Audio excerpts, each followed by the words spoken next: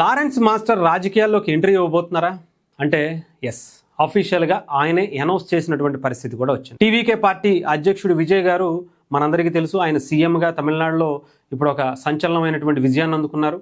ఆయన 2 చోట్ల పోటీ చేసి 2 చోట్ల కూడా గెలిచారు. ఇప్పుడు సీఎం అయిన తర్వాత ముఖ్యంగా ఒక స్థానాన్ని ఆయన రాజీనామా చేసినటువంటి పరిస్థితి తిరుచి నియోజకవర్గానికి.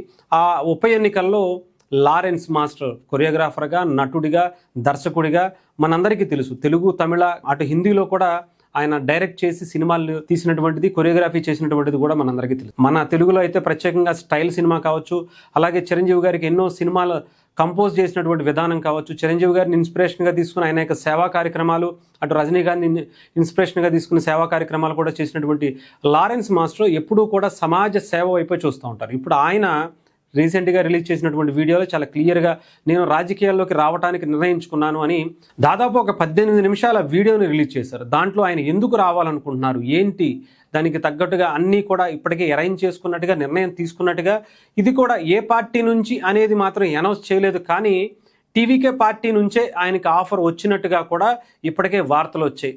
బట్ ఆయన కూడా ఎక్కడా కూడా విజయ్ గారిని, టీవీకేని విమర్శించినటువంటి పరిస్థితి కూడా లేదు. ఆయనకి లారెన్స్ గారికి కూడా, అంటే విజయ్ గారికి లారెన్స్ గారికి కూడా మంచి సాన్నిహిత్య సంబంధాలే ఉన్నట్టుగా కూడా తెలుస్తూ ఉంది. సో తిరుచి నుంచి టీవీకే పార్టీ నుంచి ఆయన్ని నిలబెడితే అధికారంలో ఉంది కాబట్టి ఈజీగానే గెలిచేటువంటి అవకాశాలు కూడా కనిపిస్తున్నాయి.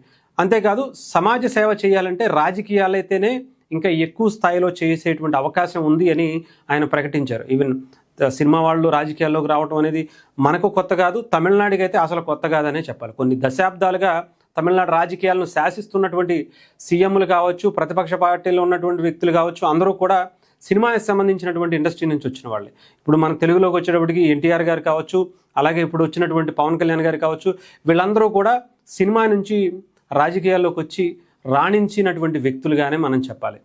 అంతేకాదు సమాజానికి సేవ చేయాలి అంటే డెఫినెట్గా వాళ్ళు రాజకీయాల్లో ఉంటే ఇంకా ఎక్కువ స్థాయిలో ఎక్కడా కూడా భయపడకుండా, బెదిరిపోకుండా వాళ్ళు చేయాలనుకున్న సేవా కార్యక్రమాలని, ప్రజలకు అండగా నిలబడాలనుకునేటువంటి కార్యక్రమాలని చేసుకోగలుగుతారనేటువంటి ఒక నమ్మకం కూడా వాళ్ళలో కనిపిస్తున్నట్టుగా అయితే మనకు కనిపిస్తుంది. మరి లారెన్స్ మాస్టర్ ఇప్పటి వరకు ఆయన చేసినటువంటి ఫీల్డ్ కన్నా విభిన్నమైనటువంటి ఒక పబ్లిక్లోకి రావాల్సినటువంటి పరిస్థితి ఉంటుంది. మాటలు అంటారు, తిడతారు, అనేక రకమైనటువంటి పరిస్థితులు ఉంటాయి. అవన్నీ ఎదుర్కొని నిలబడతారా లేదా అనేది ఆయన రాజకీయ కెరియర్ ఇప్పుడే మొదలవుతుంది కాబట్టి మనం మున్ముందు అయితే చూడబోతున్నాం.